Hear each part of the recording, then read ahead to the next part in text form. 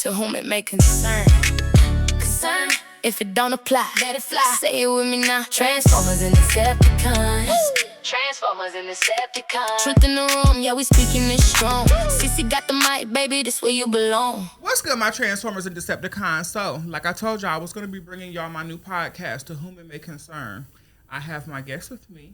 The Bimbo Am. What's going on? In the motherfucking building. Yes. So we are here. The reason I chose the name for this podcast is because I kind of feel like every time I get online, I don't know about you, but every time I get online, I kind of feel like it's always some motherfuckers in our business that don't belong there. As far as trans matters are concerned, trans business, trans topics, I feel like it's always some motherfuckers addressing shit that don't have no business addressing. Because we're the trending topic. Yes. And I feel like that's the only time that these people actually get clicks and views is when they're talking about us. Like, for me personally, I feel like if you look it up statistic-wise, we literally make up less than 1% of the population in the world. And with that being said, you would think that we would not be a trending topic 24/7, however we are. So today, we're going to jump into some things that I feel like are topics that we as trans women have the right testing woman, the right to discuss, and bring them into the light from our voices and our opinions. And I'm going to go ahead and jump into something that was trending on my page this week. You're always a trending topic, but what's trending on my page this week was the situation with EJ.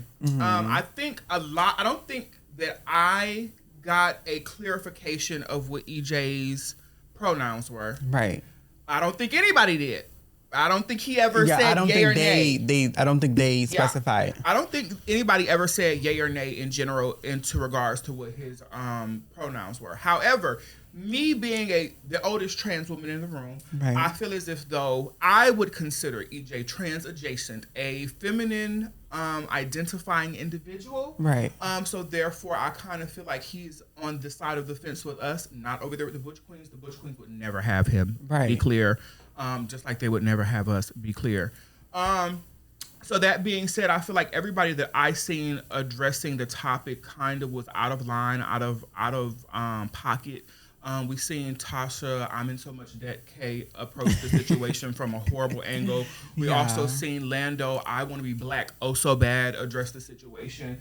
And now we're going to have two trans women who actually are in the life address the situation. For me personally, I kind of felt as if though everybody took him saying I look better than any woman in a room in a dress in the wrong tone, because I kind of feel like I don't know how you were raised or how you were raised in your transition. But for me, I remember the older femme queens before me telling me that even in ballroom, when you walk into the room, you need to own the room. If you don't buy what you're selling, nobody else is going to buy what you're selling. So, bitch, for me personally, when I heard him make that statement, I don't think it was any malice towards any cisgendered or, for the lack of better phrase, because we know how much that sends. Oh, girl, don't get me started. Bro, cis sends them into an uproar. Yeah. But real women felt a way because he said that. But to me, I just felt like he was embracing, hey, this is me standing in my power. This is me standing in my truth. And if I don't believe this, then none of you will. Right. So that's how I took it. What did you take from the situation? So I was raised by like my biological mother, my biological grandmother. When they first kind of like,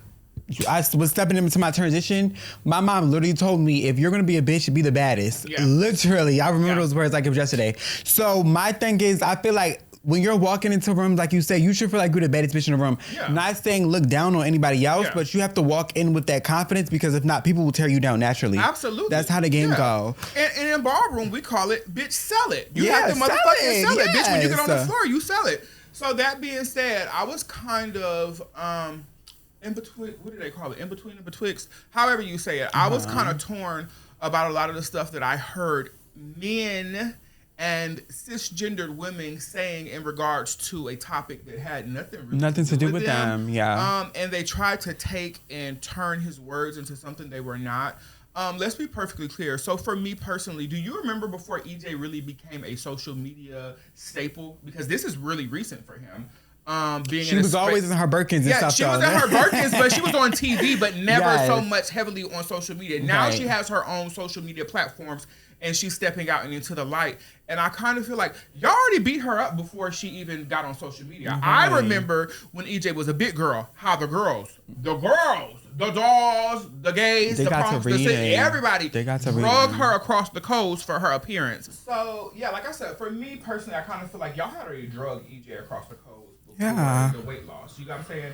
Now EJ has this confidence, and this is coming from somebody who has gone through every surgery known to man. And bitch, I know I look good. Like I told y'all hoes the other day, I'm Respucia Lattimore fine, bitch. And I got a reputation of hoe, bitch. Saying, how you doing?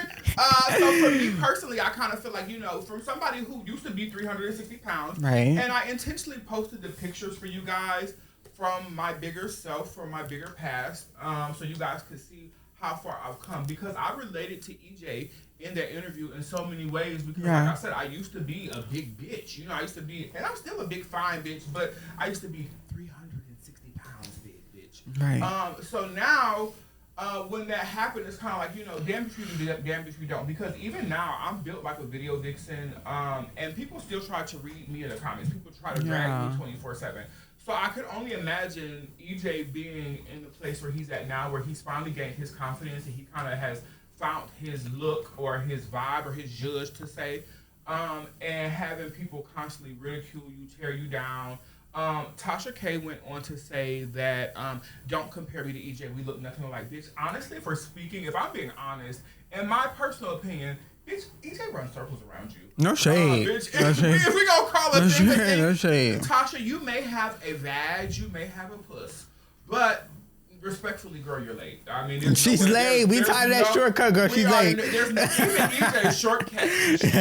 So it's kind of like, there's no way around it. So like I said, I related to it in so many ways. Yeah. So that kind of leads us into the next segue. What does social media for you? Because your following on Instagram is a lot larger than mine. Okay. So for you, compare yourself to EJ. Now that he has this large social media following, and he has to, because none of us are perfect. Right. And no matter, because people tell me all the time not to look at the comments. Bitch, please.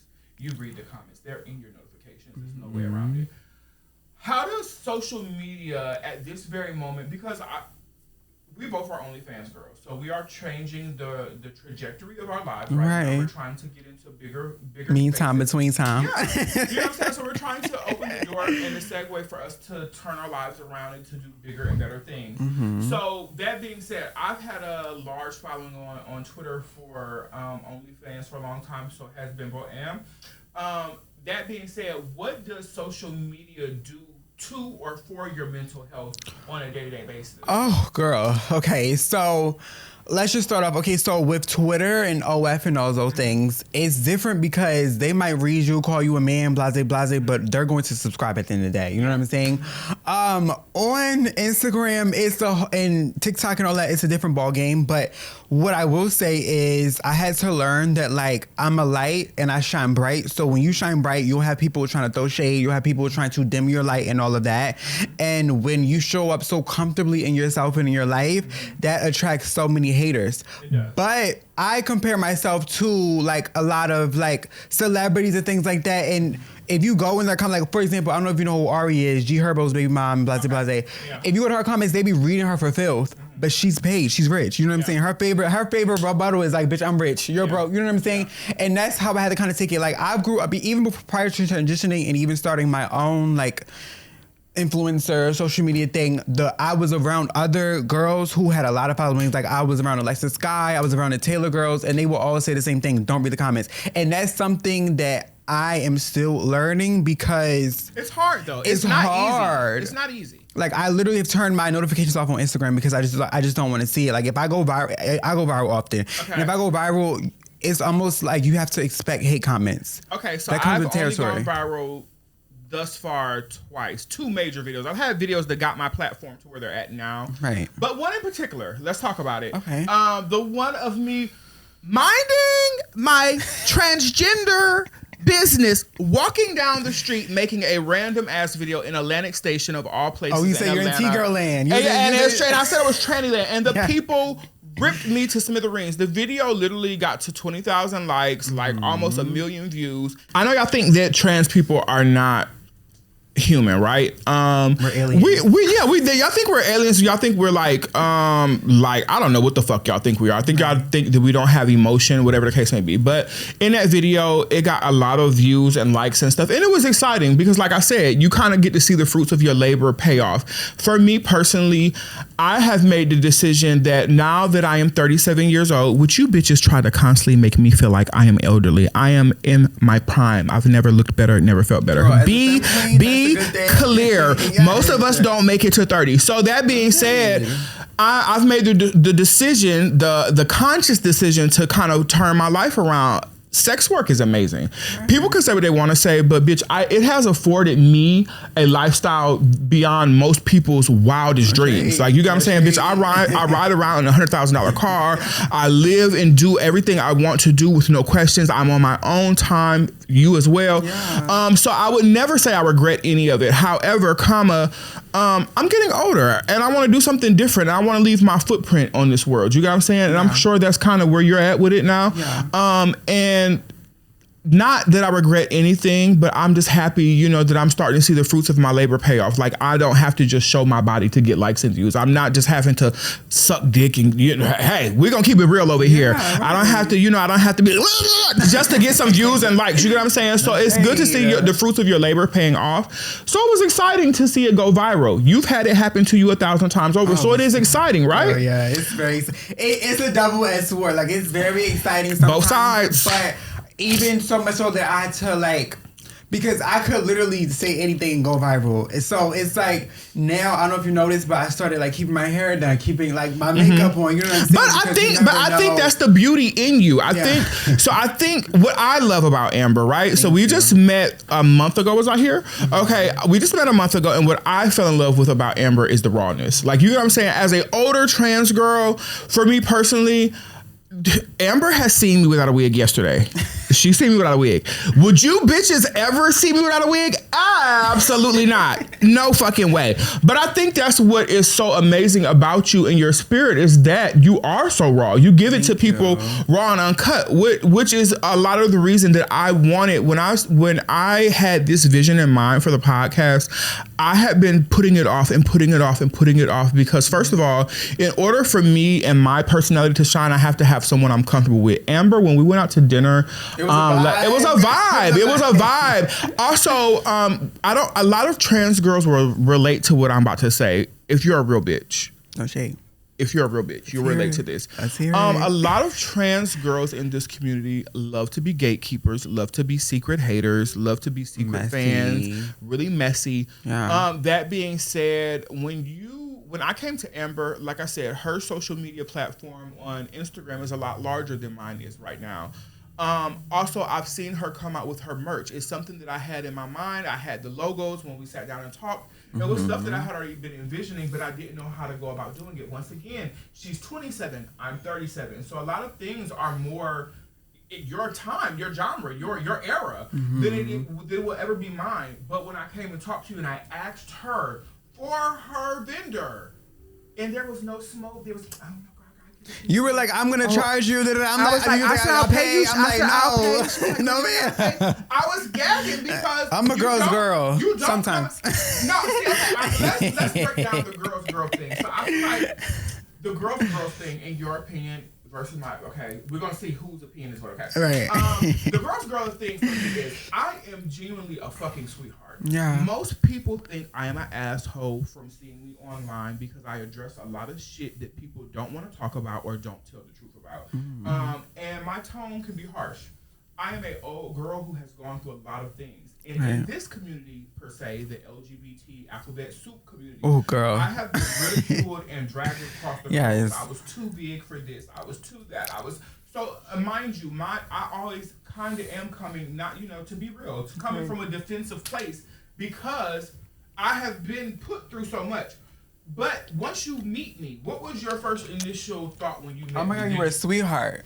You were like not to say auntie, but like you gave me like you give auntie vibe, because people say I give auntie vibe too. So it's like you gave the auntie vibe. It was very like I didn't feel like no shady vibes or like no ingenuine vibes from you. So I felt like it could really blossom into like a business relationship, a friendship, and all of that. Absolutely. So for me, when I say girls, when Amber sat down, she's like, I was like, I'll pay you for the vendor because I like the quality.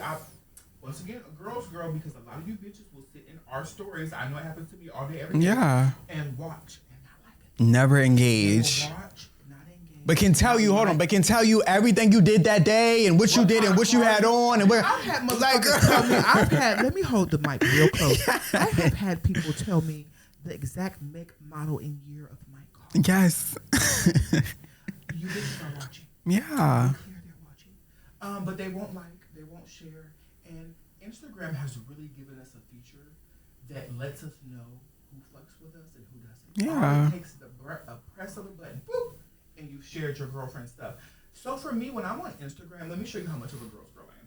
When I'm on Instagram, anytime I see one of my bitches, Amber is one of my bitches. Samari is one of my bitches. She bad, yeah, she's bad. Love my baby down. Who is somebody else who does content that is one of my bitches? It's several girls. If I left her name out, I apologize. But these are the bitches that I hang with on a daily basis who are on the same path as me. Right. Amber and Samari are the two first that come to mind. Anytime I see any content, half the time I am a doom scroller. Do you know doom scrolling? Yeah, me too. I have it bad. and I have ADHD to the 10th power. So most of the time, I don't even watch the video in its entirety, but I have reshared, I've liked, I've put it in my story, I've commented. I make sure that I engage with my friends' content because it shows your support. Genuine, unadulterated, like it's simple. If you fuck with somebody, you fuck with them. I don't have to know what you're talking about in the video. I know that I want to see this bitch win. Click, repost before I even see the video. Sometimes repost, like. You know what I'm saying? And I have heard this. I don't know if you've heard this, but the people who are going to get you to your millionaire status, the people who are going to get you to your level of success that you are trying to get to, are not going to be your friends. It's going to be strangers. So me and Amber had a conversation, if you recall, when we were at dinner. And we had a conversation about, okay, so for me, I'm pushing 50,000 followers on Instagram now, right? But the place where the money is coming, because it jumps from place to place from what I'm learning. I also took the T.S. Madison influencer class, right? So I've heard her say, and I've heard other influencers say, that the coin jumps from place to place. As of right now, it's coming from Facebook, from what I've been told. And TikTok too. On Facebook, the video that has 20,000 likes and 800,000 views on Facebook has 19 likes. 19 likes. Mm-hmm. Those are my friends, personal friends, and family members. And family. All the people on Instagram, all 50,000 people on Instagram are strangers. Yeah, strangers sold out my hoodie. I had to talk into the mic so they got it. Strangers. Stranger things, right? So being a girl's girl is like, a lot of people say they're girls, but they're really not. They're really not. You very early on, we sat down for dinner. Okay, there's no shady vibes. Like, I was willing to pay you. Like, bitch, I'm not gonna charge you for that. You know what I'm saying?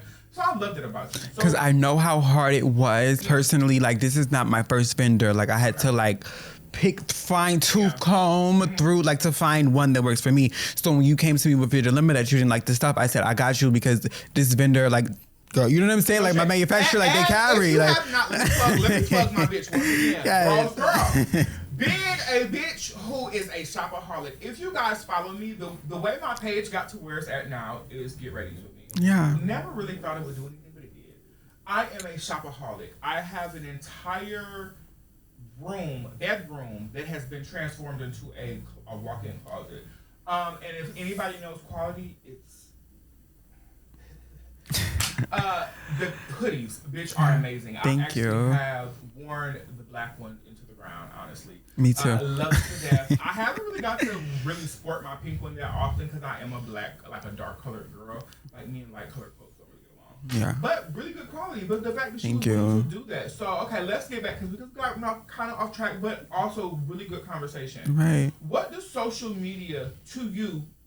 Because this was pertaining to the EJ. What do you think his mental health is like right now? Right. For you, someone who has this large platform and all of these followers on X, on Instagram. Now on Instagram, it's more of a public setting with real people because on X, these are our actual fans who are trans-attracted men who are buying our content. Right. This is now our fan base of the real world. It's a whole new ball game. It's a whole new ball game. Yeah. It's not about us sucking and fucking So for you, what is your mental health like with all of the newfound fame and that from Instagram?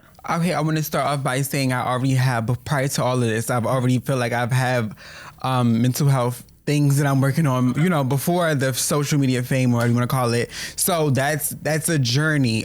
Some days I have good days, some days I have bad days. I will say the days that I stay busy and I don't read the comments are the best days of my life, because it just gets to a point where one thing I have to realize, all the hate is only online. When I'm in public, they love you. Oh my God, I know you. Oh my God, like I got recognized like 4 times today on the way here. So it's like, it's all online. You have to like kind of separate yourself from like your social media presence versus the real you. Because what I noticed is when you're just scrolling, people don't see you as like a person. You're just a little figure on the box. Like you're a character. So of course they're going to say whatever because these people don't expect to see you in real life. Yeah. But like I said, when they do, it's all love. Whether they with my comments calling me in. And bitches, a lot of you bitches hide behind in the daylight. Girl, I go in the daylight, girl. You know me, bitch. I'm always out. It's been joked about 24/7. Yes. I'm always outside. I'm outside and active. Yeah. No shade. Okay, so that being said, yeah, when it comes to mental health, me and Amber had a personal, private, behind-the-scenes conversation yesterday, and I told her how afraid I was to ever speak about mental health issues because to the world, most people see me as a strong, charismatic individual. Right. I do kind of carry the weight of my immediate family. You know what I'm saying? I make sure that I'm the matriarch of my family. My mother, my brother, like I make sure everything is good. But to the world, they only see one side of it. They see this strong, outgoing person who's always on the move and see the glitz and glamour. Right. Mental health for me, and we had this conversation yesterday. Yeah. Mental health for me is touchy because there are days, no matter how many surgeries I have had, no matter how deep other people may see me in my transition, it always gets touchy for me because there's some days I wake up and I see, bruh. And there's some days I wake up and you can't tell me I'm not the hottest motherfucking piece of steak. Oh, shit, hello. You know what I'm saying? So for me, mental health is real. Also, me and Amber talked about this yesterday privately on the phone. Hormones. Oh my God. I don't like them. I don't like them. Wait, let me. It's a love-hate relationship with them.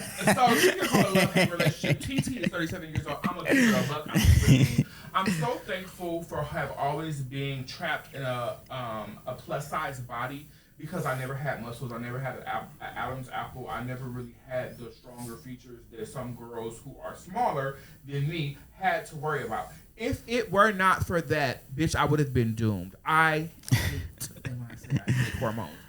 I explained to you yesterday what they do to me. Day one, I probably want to fuck you.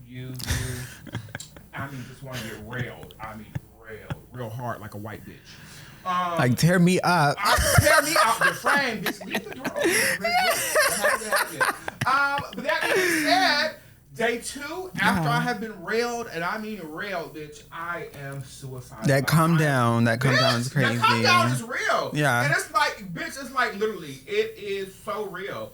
And like, for me, I noticed very early on in my transition, before the implants, before the body work, before the facial films and all that other stuff, when I had to take them to make things appear a little bit softer. Right. I just realized, yeah, this is not for me. Yeah, I don't give a fuck. I'll be hard because, bitch, I can't go. Bitch, it will slice your wrist. And see, this is the thing about this podcast because you'll be here more than once. Yeah. I love you down. Love you more. The thing about this podcast is, bitch, I'm gonna tell y'all what these old bitches be scared to tell y'all. I don't give a fuck about keeping up appearances. Bitch, yeah. They make you soft, but they make you crazy. End of story. Crazy, like bad shit crazy. Like, yeah. What girl is out here selling you a dream? Oh, yeah, take them out. They're gonna make you cunt. All the girls are cunt. All the girls are dick. Bitch, you're gonna be nuts. Absolutely. Losing it. Yeah. Okay, so much so, sorry, go ahead. So much so that my mom literally, like, when I was heavily on the most, my mom would say, like, oh, if you took your shot, don't talk to me for 2 days. Like that was her exact words. Like, if you don't, because I feel like my experience is they make me very, very soft or whatever, but they make me lose grip on reality a little bit. Like, and being someone I told you I already deal with like mental health things. I had to realize early on that hormones were just not for me. And like you said in the beginning, when it was like, I had a hard way to go. You saw my boy pictures and stuff. I had a hard way to go when it came to transitioning. I don't know if y'all seen the boy pictures or not, but bitch, I would have. I was a cold piece of work.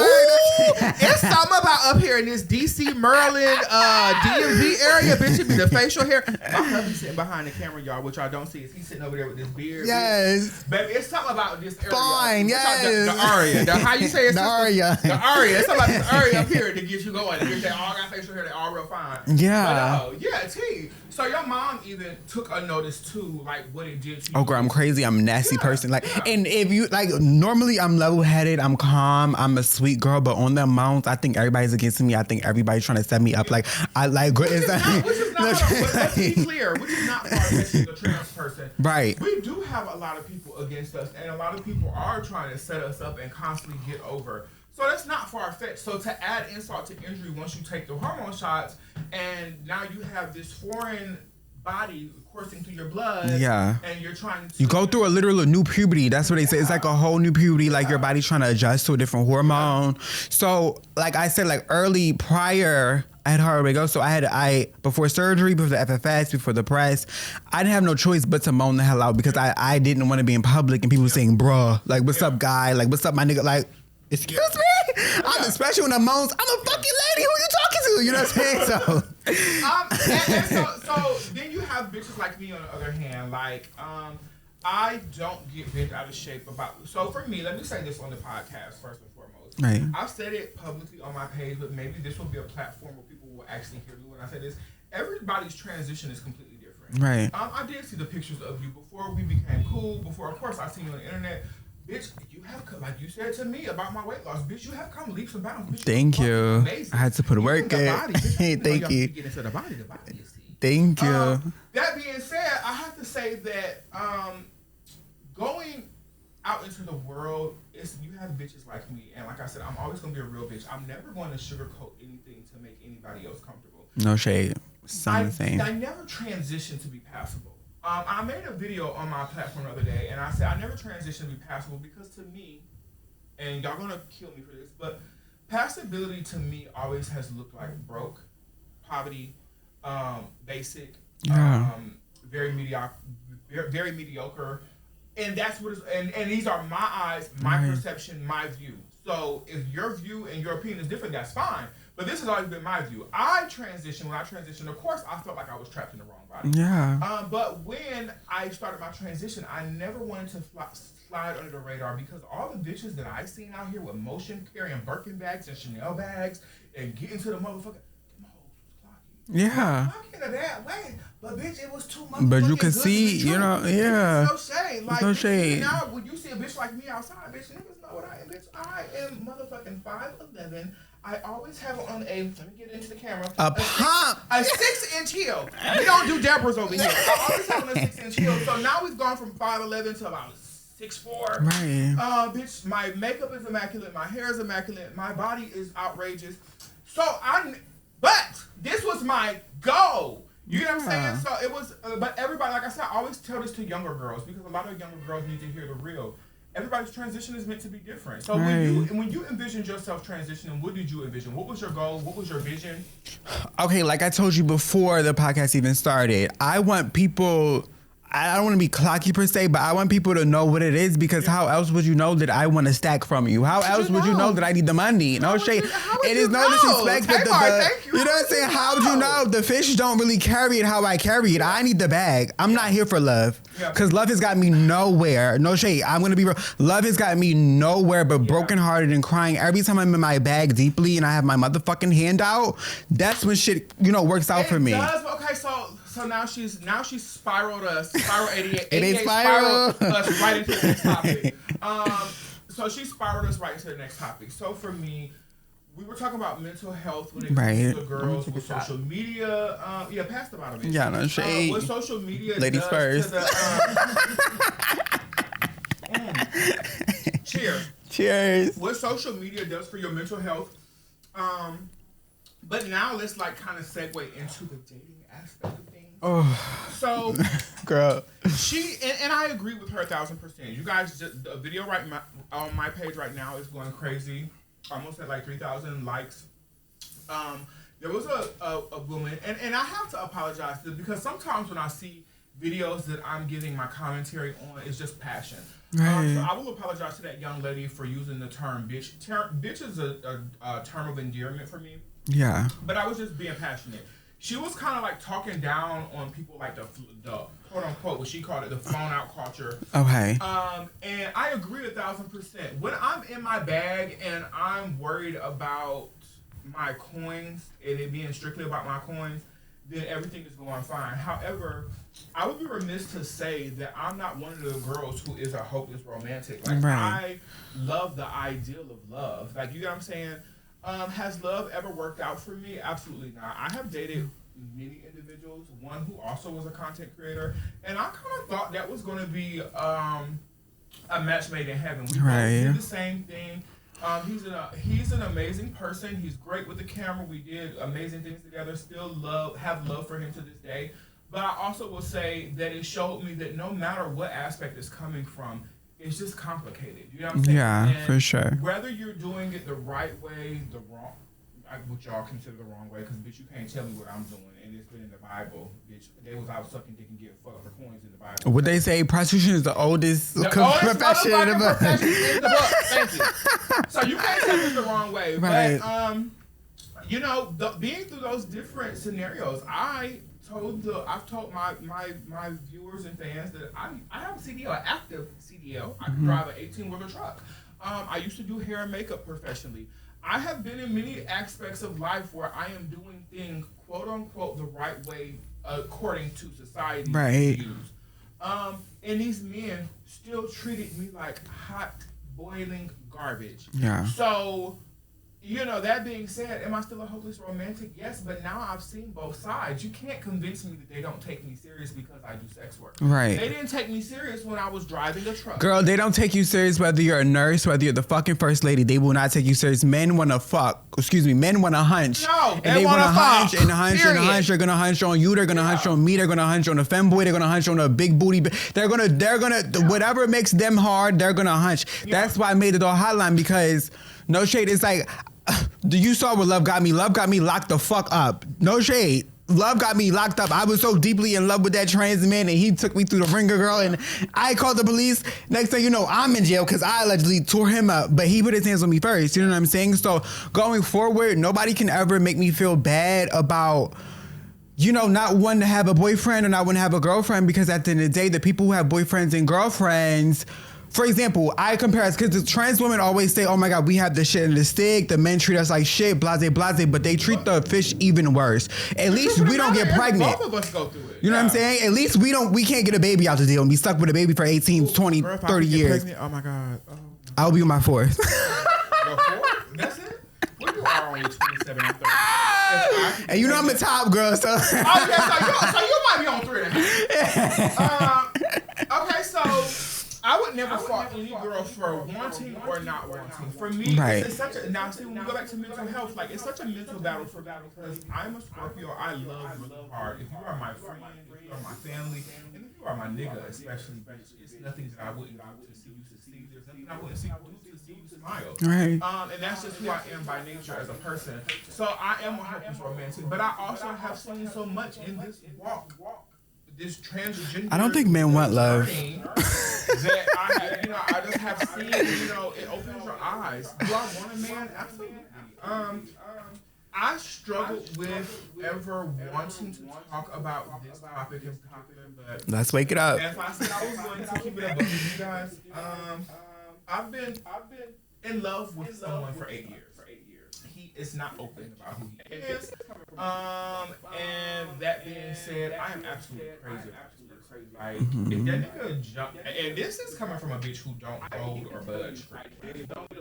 I am a sweetheart. My husband is behind the camera. You can talk. He can tell you, like, he's known me the longest in the room. I don't budge or bend for anybody. It's either my way or the highway. True or false?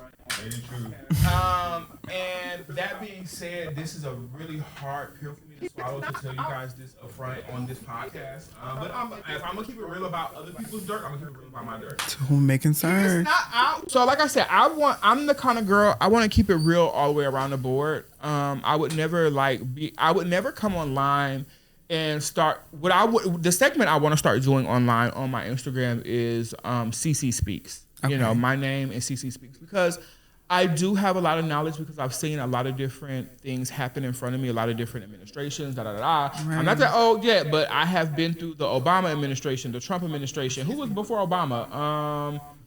Bush administration as an adult. So giving that being said, I've seen a lot. So I give my opinion. I give my unadulterated opinion.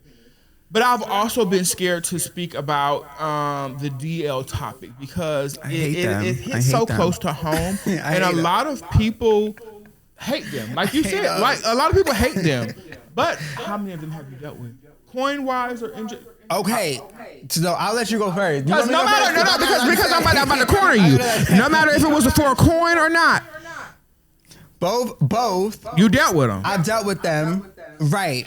Okay. And my opinion, I think my opinion differs a little bit, but I think my opinion differs because, like you said earlier, I'm a very, very open girl. Okay. And I feel like if I can lay it out on the line and I can walk into this life as who I am completely, then I literally can't.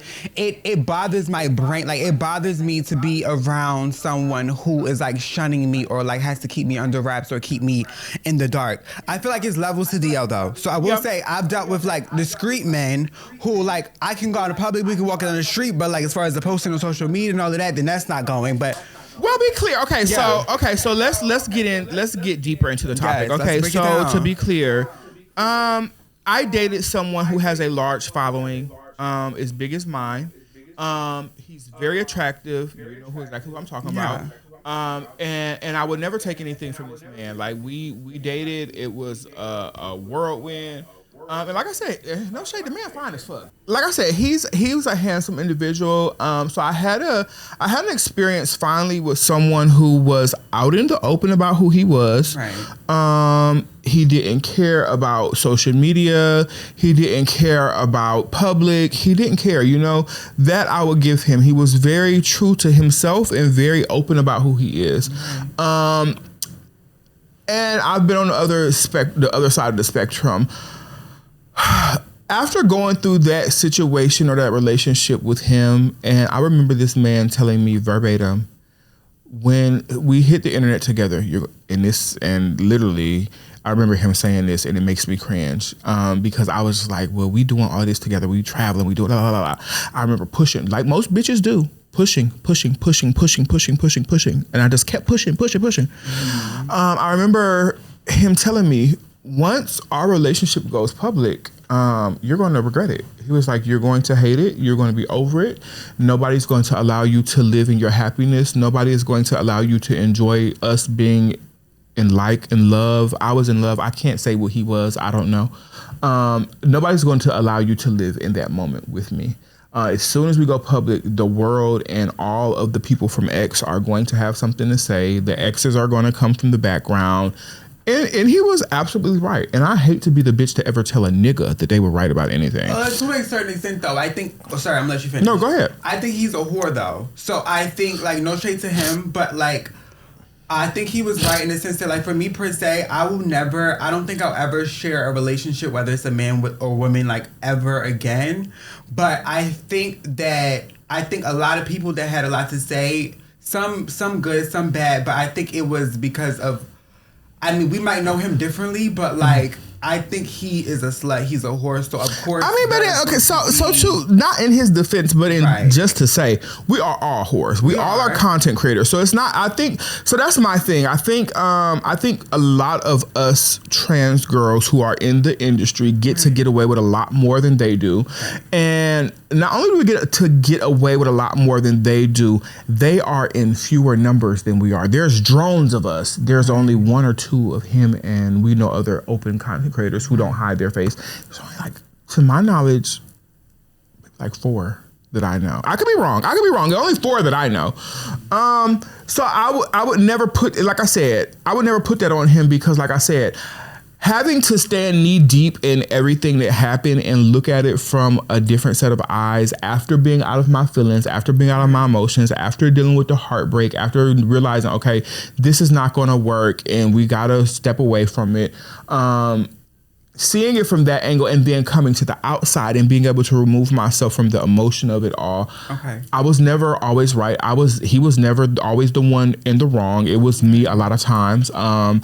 And it was him a lot of times too. But you get to see it from a different set of eyes when you're not emotional. You get to see it from a different set of eyes when you're not wrapped up in it.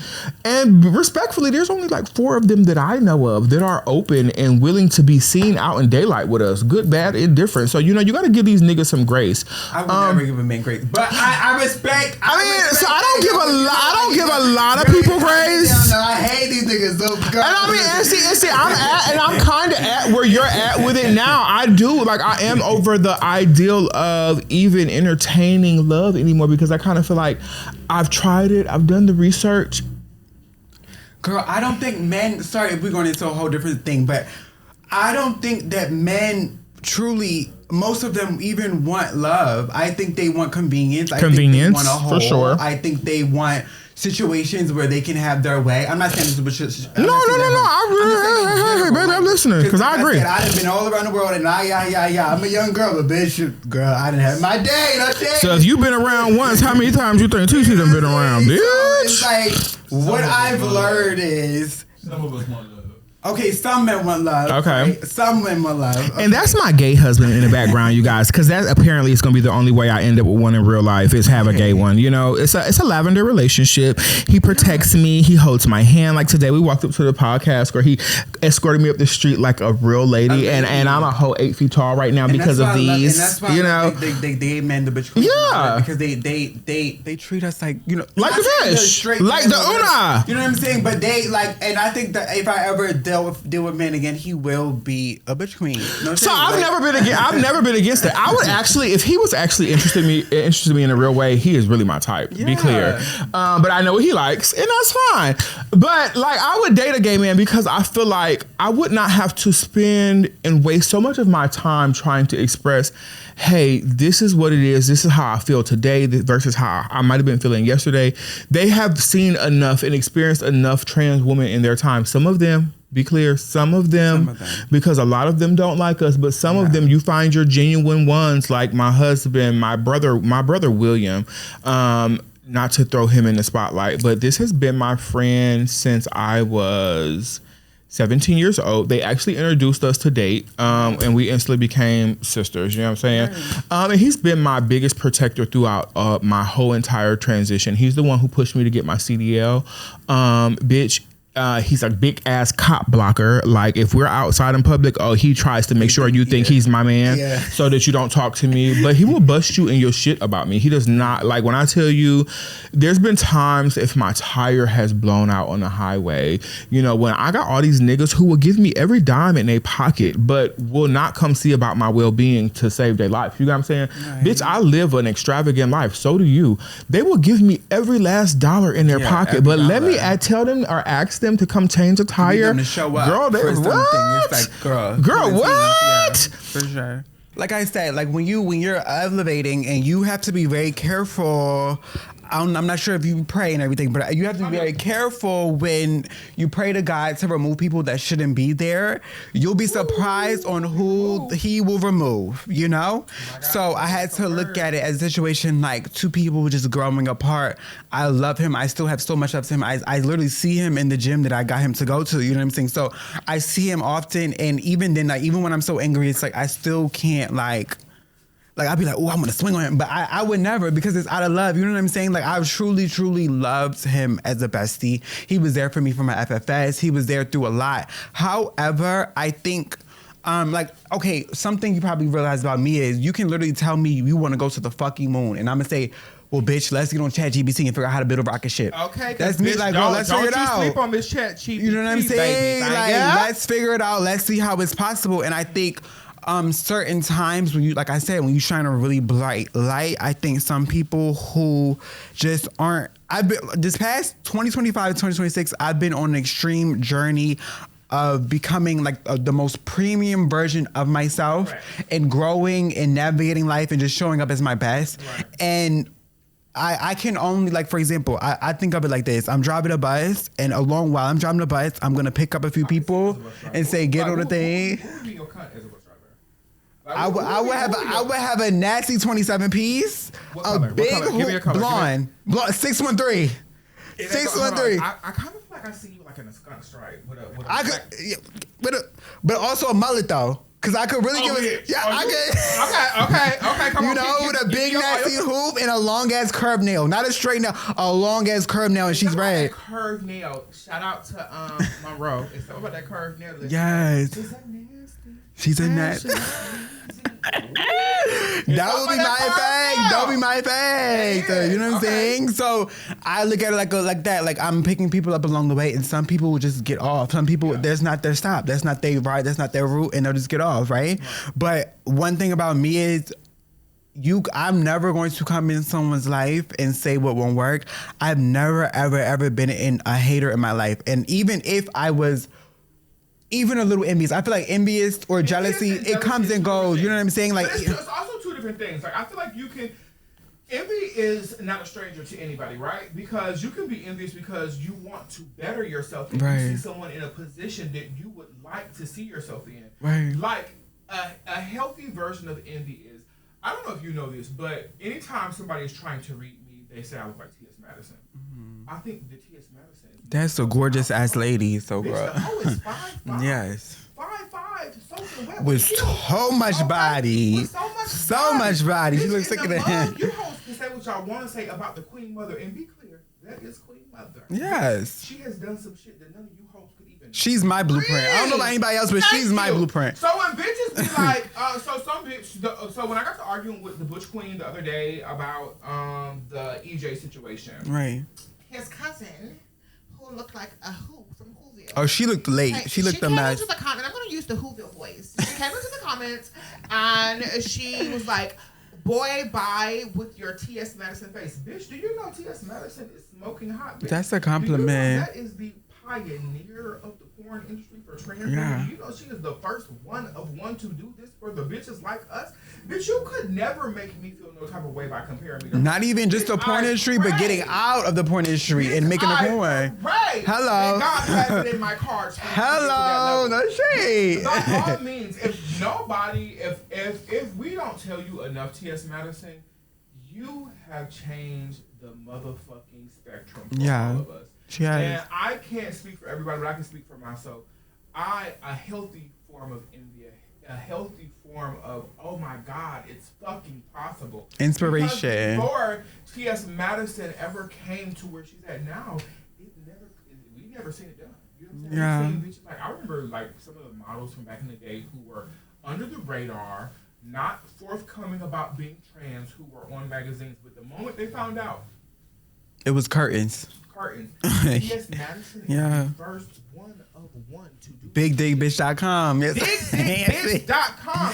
So let me put this on the record. When you hoes say I look anything like my idol, because most girls in our community will agree, our idol, bitch, you ain't doing nothing but giving me motherfucking a battery pack. It makes me feel fab. Yes, ma'am. Like, oh, okay, y'all. Oh, okay, bitch, I'm doing something. I'm doing something. You know, so that being said, I kind of feel like,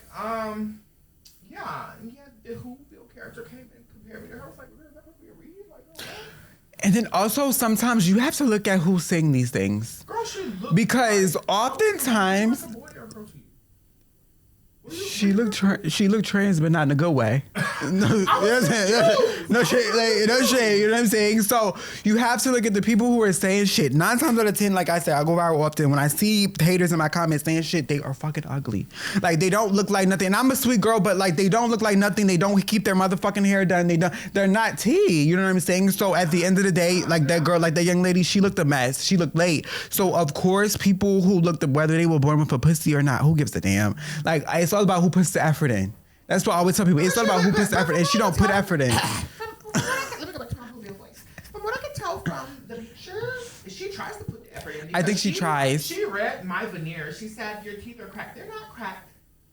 You can't see them because my lips are big, but that gets changed with the Twizzlers. But yeah, I think she puts the effort in, but also it does not change. You know, it's a lot of things you can change, but if you're just, you know, I think a lot of people fail to realize that beauty comes from within. If you're an individual, I don't give a fuck how many surgeries you have, your aura will trump all of your. It'll certainly reflect outward. Yeah, like it reflects. Yeah. I don't think she was attractive in the biggest sense of the word. She did not have a neck. She looked like a cartoon character. It was really bad for her. But, you know, so I get what you're saying. It depends on who's saying it. That leads me into the next segment as far as mental health when it comes to being misgendered. We talked about mental health when it comes to dating. Well, I kind of need to touch on where I was with the topic with the DO. Yeah, we gotta run that back. I would never condemn them wholly because once again it rolls into the mental health thing because I always say it like this: when it comes to the DL individuals, can you blame them? I can. And I'll tell you why.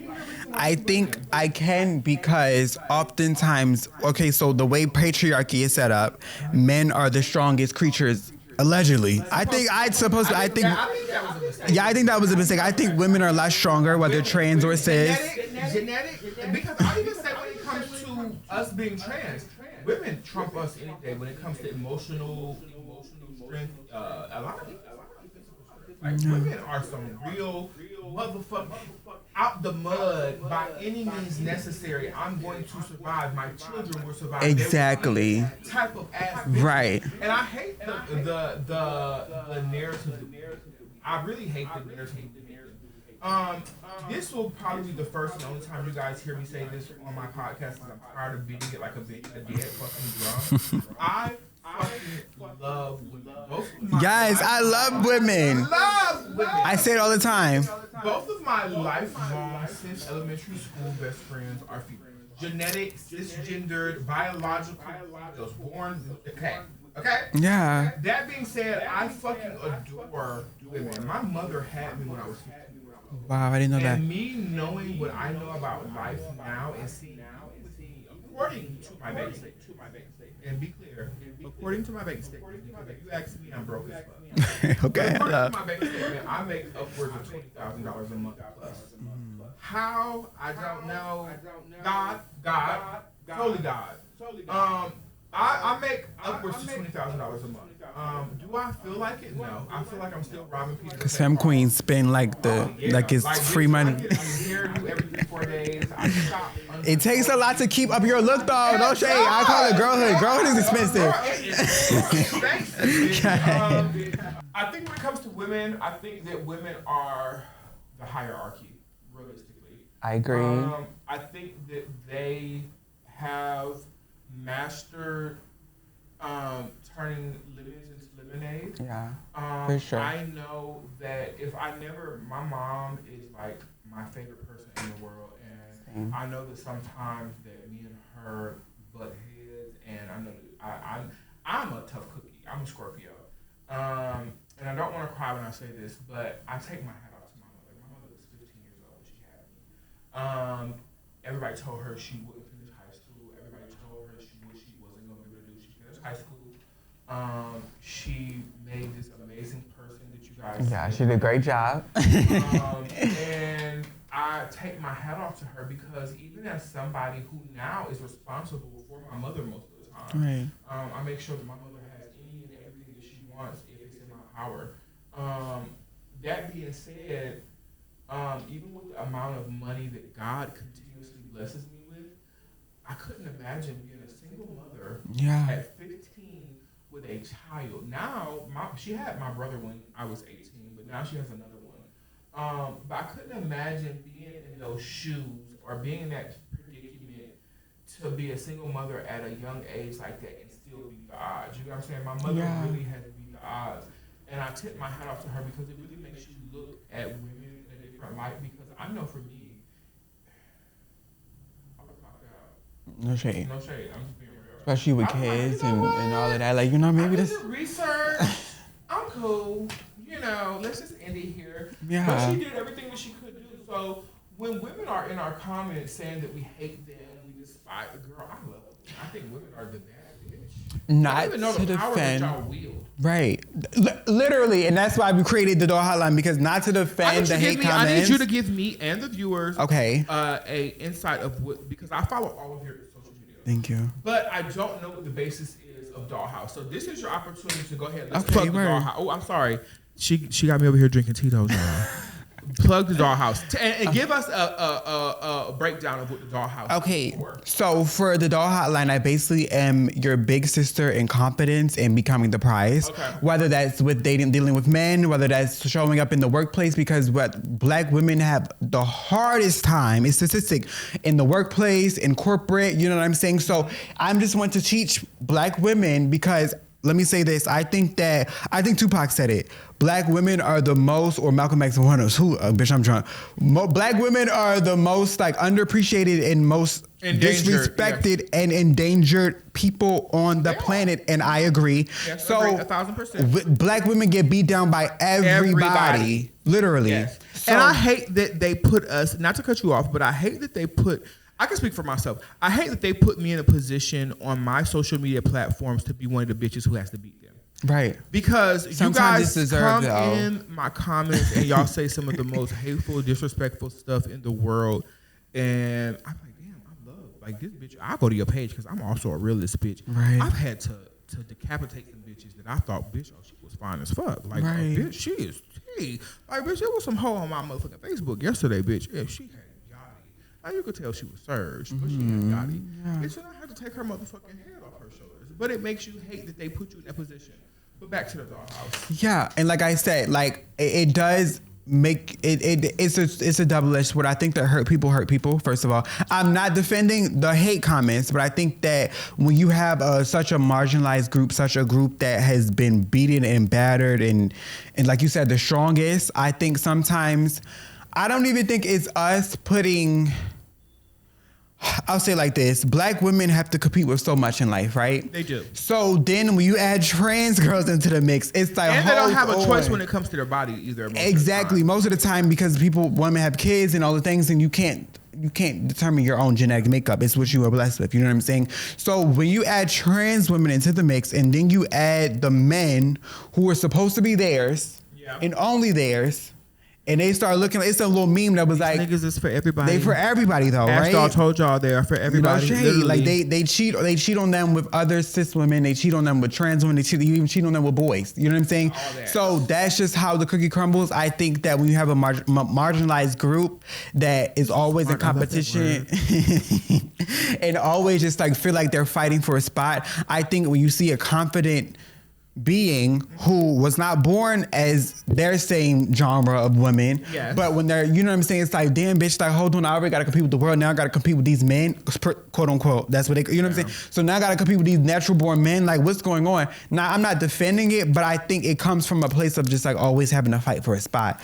But in insecurity, because I have very secure women around me who don't give a damn, who can say like, okay, girl, they don't like you, they don't like me. That I think that it's the women around you who have been raised with you. Right. Like both of my best friends, we don't have these hiccups because they were here before and they're here after, so they can appreciate the struggle. Yeah. I don't feel like it's a competition. It's not. If my best friend were to tell me that she was interested in a nigga, I would not even entertain the conversation. Like, period. I wouldn't even blink the nigga away. That's how I. You know what I'm saying? Like, you know what I'm saying? But I feel like they feel as if though, and I'm not saying my best friends don't feel this way. I have had this conversation verbatim, word for word, with my best friend that we have for sure. If she has not encountered a man that I've encountered, she's definitely encountered a man that has encountered a trans woman. Yes. We live in Trantyland, Atlanta. Y'all made me go viral for it once. Here it goes again. Atlanta is Trantyland. Yeah. There is every flavor under the sun of tranny, butch queen, gay, non-binary, GNC that there could possibly be living in the city of Atlanta, Georgia. I agree. Even on the outskirts of Atlanta, Georgia, there are punks, sissies, trannies, etc., and so forth. So I told my best friend in these words exactly, and I did not sugarcoat it. You fucked a nigga that has fucked a tranny. Be clear. Yeah, be clear. And she wasn't bothered bothered. She wasn't. She was like, bitch, well, look at you. You know what I'm saying? Like, I mean, so I feel like once we get out of the mindset of it being a competition, because it's not a competition. It's not. What are we competing for? They're trash. I mean, I think men set up that competition though. they I pin think us against uphold each it. They pin us against each other because if they'll be in our comments rooting you bitches on while y'all are dragging us by our lace fronts, but they'll be in our DMs. On the back end, or calling ads, or hitting up So it's kinda OnlyFans like- and all of that. So But it's I like agree with what you're saying. Like they do have to go through the most. They do. Yeah. You know, I feel like they have to endure so much shit that is so unfair to them. But at the same token, I just wish they would open their eyes and see how much we have to endure just to live in our truth. Because on one hand, these women say that they want men to be forthcoming. They want men to live in their truth. But look how y'all treat us. So when I asked you the question earlier, can you blame men for being DL? Let me pose this question to you. So I told you I've been in love, delusionally in love with somebody for 8 years. If he jumps, I'm going to ask how high. And when I pose that question to you, do you blame them? I ask you from a point of look at all of the stuff that they've done to you guys. Look, not to you guys, to us. I don't know. I'm looking at these two dingbats. I don't know what they're doing. They are higher. My husband and my friend are higher than Kuda Brown, and they are in the background. But okay, so when I say okay, look at what we've had to endure when it comes to how they treat us, how they ridicule us, how they rip us apart. Bitch, they literally will take me by my last piece of flesh and drag me from side to side with no questions asked. So, but you made it out onto the other get side. that, but everybody is not.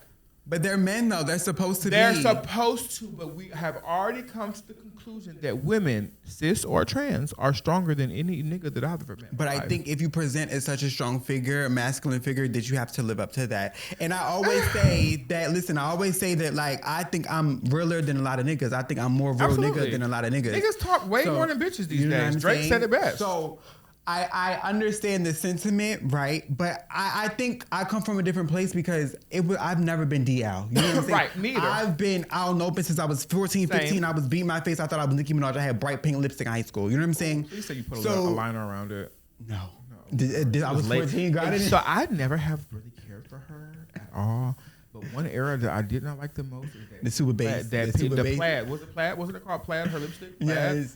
Oh, and then it didn't have a liner. Girl, how dare you? Girl, so I thought I was her, so I was smearing on that pink every morning. Smearing, because before that's what she school. did. Smeared it on. Okay, you know what I'm saying? I'm just being real. So I think I come from a place of like I said, I've gone through that. I've gone through being ridiculed for who I was early on. I had my first sew-in at like 16 years old. So the boys did not like. I think they hated. They liked it. You know what I'm saying? So I got teased because it's like, girl, you walking around with this long ass hair and you a boy. What's going on? Why you got bundles in your head? You know what I'm saying? So, but those same boys on the back end have subscribed to OnlyFans. Have even something paid to see me. You know, shade. You know, I'm being real. So it's like, girl. So, like I said, I think like.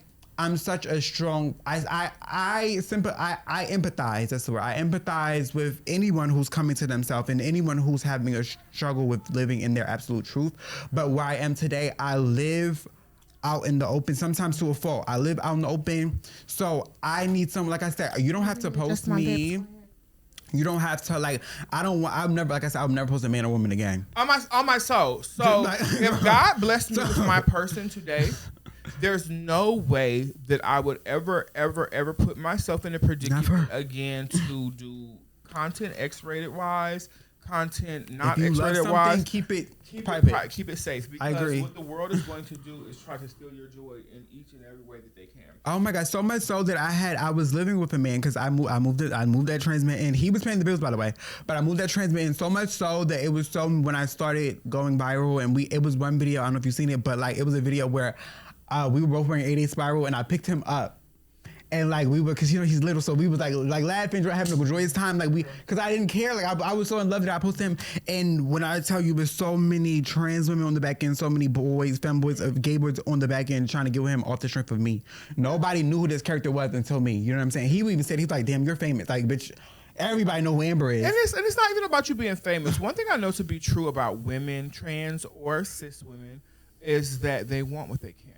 Yes. And the moment that he is involved with someone else, now he's a hot commodity. Exactly. My ex told me the moment we go public, you're going to hate it. And I fought him tooth and nail I mean, back and forth. And when it happened, he was absolutely right. Every person that could possibly come from his past came. They came. They gonna come.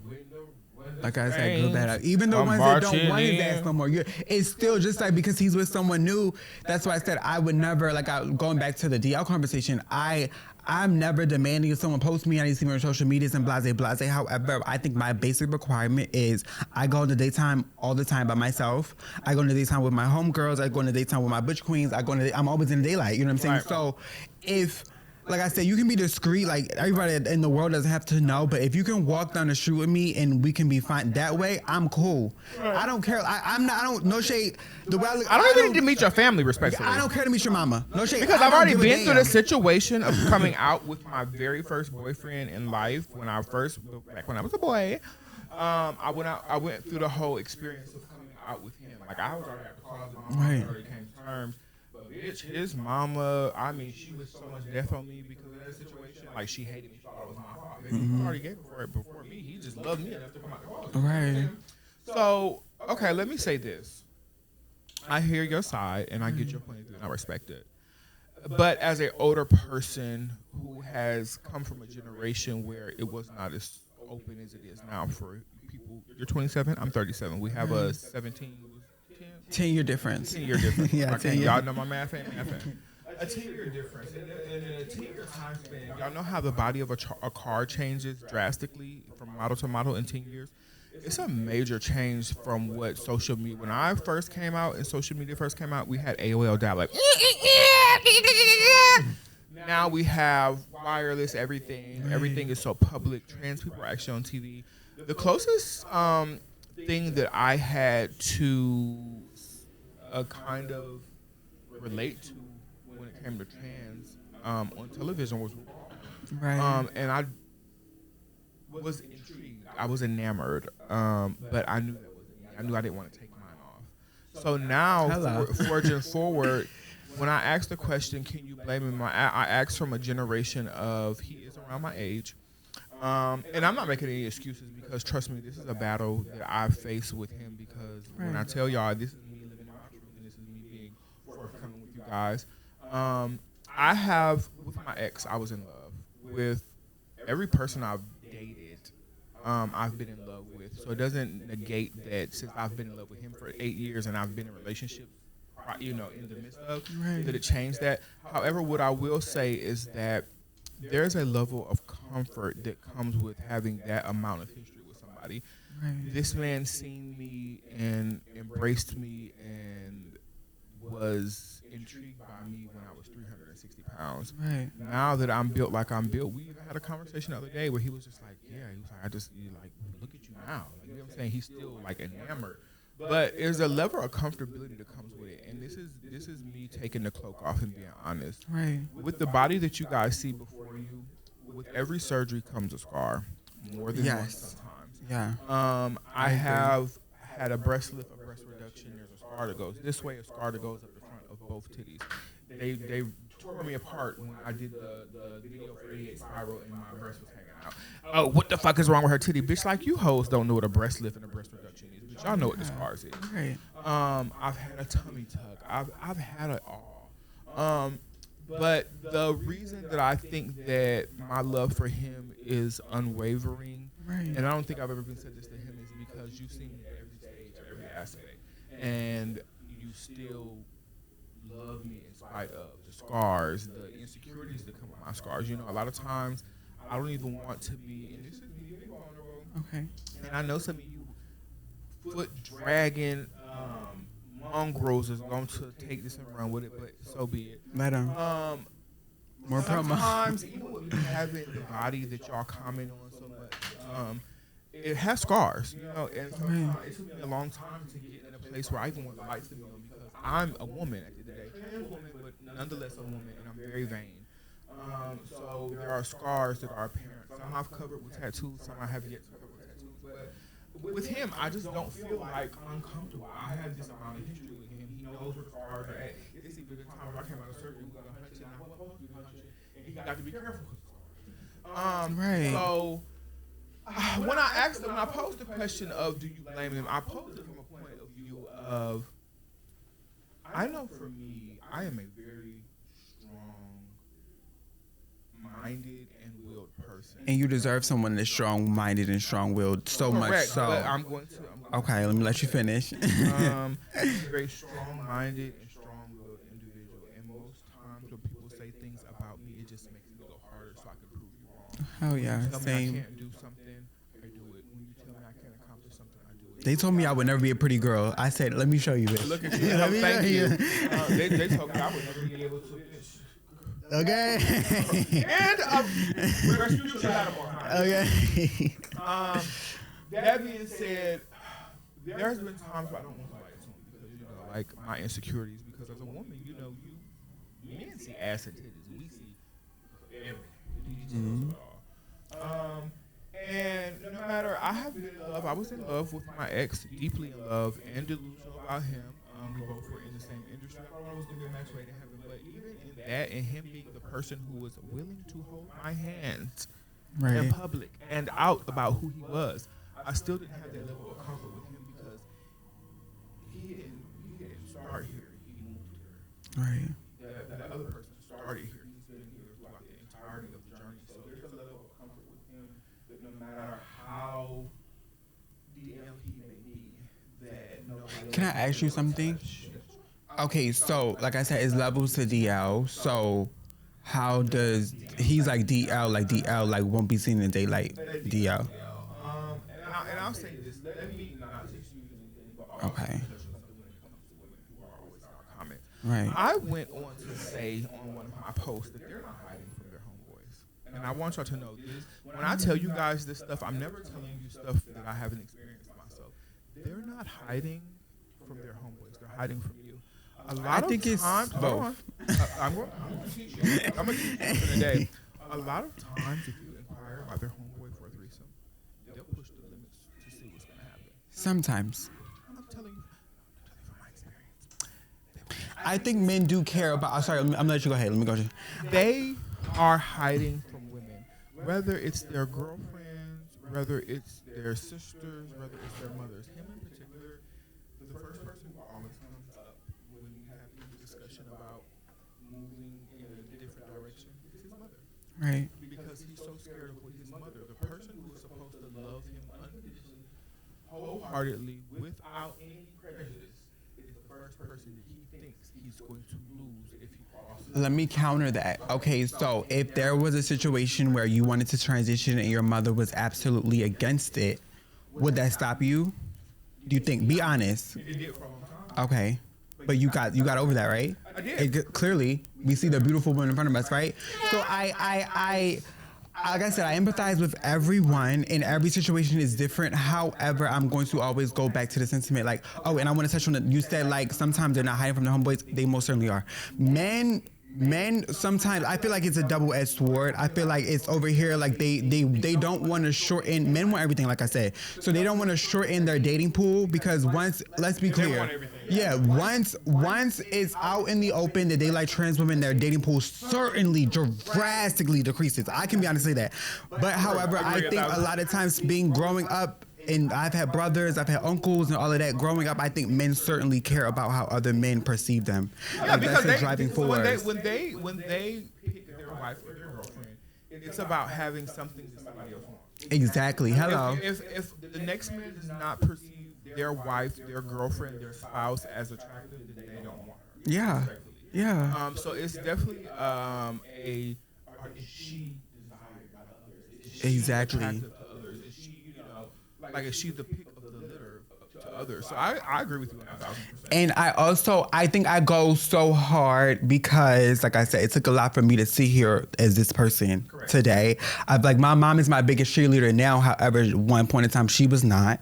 One point in time it was very biblical. You need to do this and that, and well, damn, you have to wear makeup. And I remember one time my mom fought me so hard about wearing a Beyonce shirt to a fucking family reunion. Like, you know what I'm saying? I done been through a lot with this lady, and I've been through a lot with my peers, and so I think that when I look at you, I can't speak on your dynamic because I'm not there with your dynamic. However, when I look at you, I see someone who's so bold, so brilliant, so, bitch, I'm here. I don't give a fuck what you got to say about the body, about the face, bitch. Take it or fucking leave it. And I see that. So, however, I think that, like you said, I think it comes from a soft spot. I think it plays. I think you have a soft spot for him, and that's understandable because, like you said, he didn't seen every stage and has loved you through every stage. Yeah. However, I don't think he's loved you enough to walk outside and show the world you. And I think that's what you deserve. Like I said, whether or not, because bitch, to be clear, because I'm a very vain individual, I know what I deserve. Right. But it also comes to a point as a woman where you have to question yourself. Do you want the person that, sorry you guys. Do you want the person that it was hard to, that it took time, effort, work to get?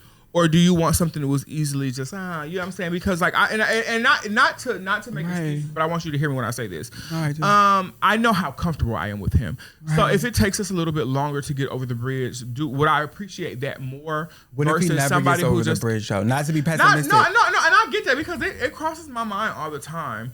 It crosses my mind more than I would like it to, honestly. Because anything you want is out there. I'm a true believer that it might take a long time to get there. It might be a bridge. You might have to build 3 bridges to get to that over there. But I feel like anything like I think manifesting is important. I think that we are whatever I'm a firm believer in manifestation. Yeah, whatever you believe in your head, whatever you see up here, I think it can envision.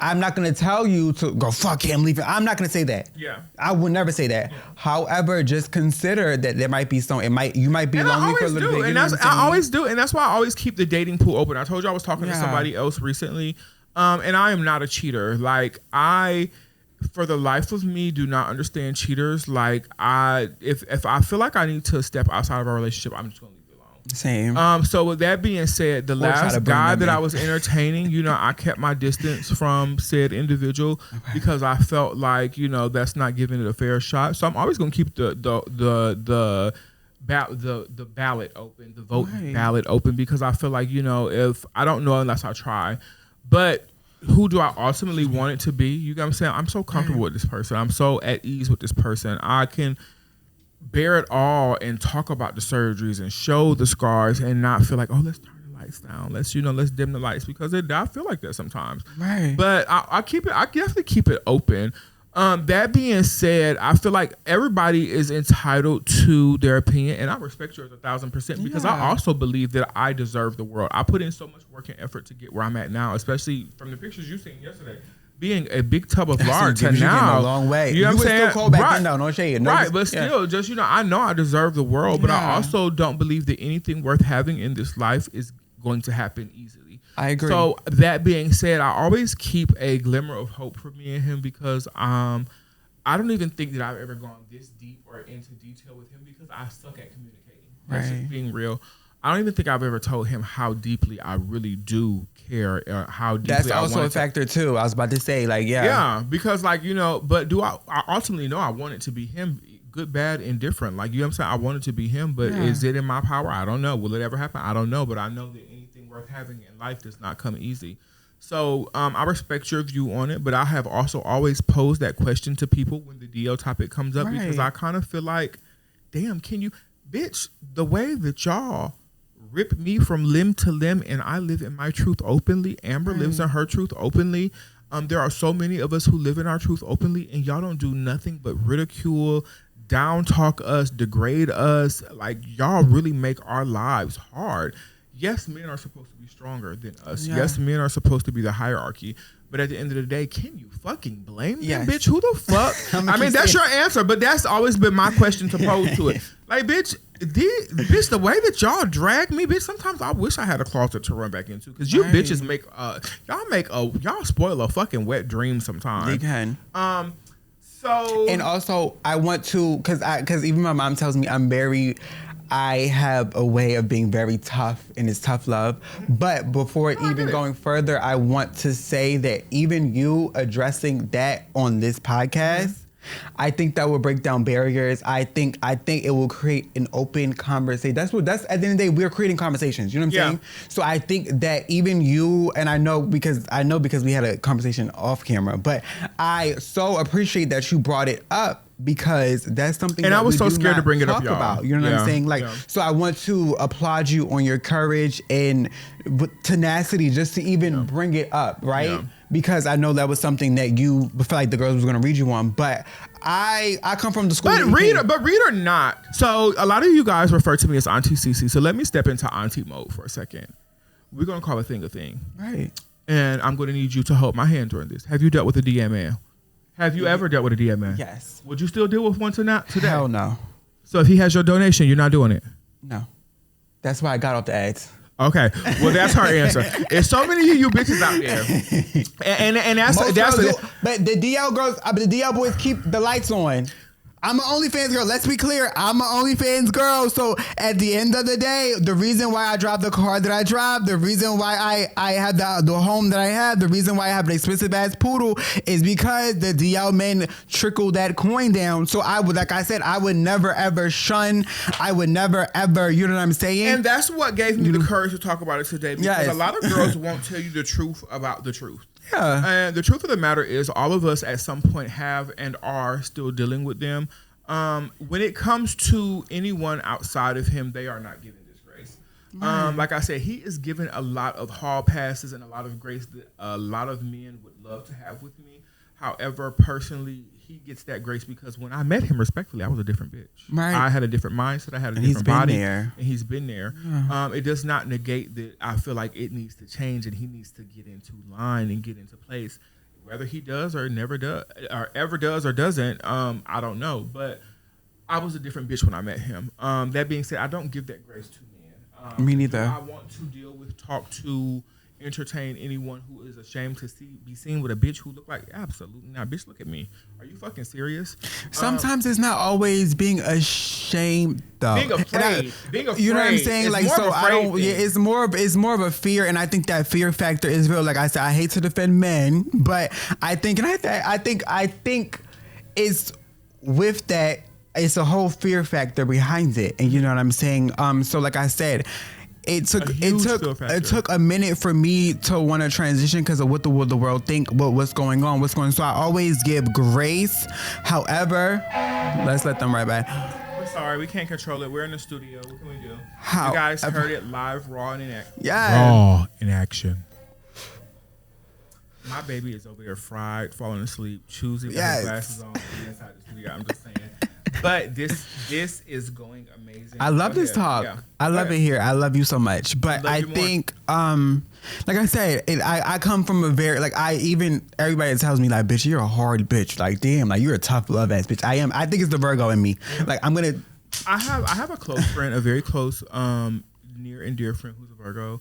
And anytime something personal is going on in my life, he's probably the one person that I won't call until it's all like too late. Because he's going to take like it's straight, right? He's going to read. Tadarian will read me into a box and make me so mad and so uncomfortable and so like, bitch, that man has brought me to tears before. We actually just came back from a But isn't it what you need to hear though? Most of the time. Bitch, I hate to say this on this motherfucking camera because bitch, she going to take it and run with it. But bitch, if I ever had a friend that I felt like always has my best interest, right, mind, body, and soul at heart, I always feel like it's him.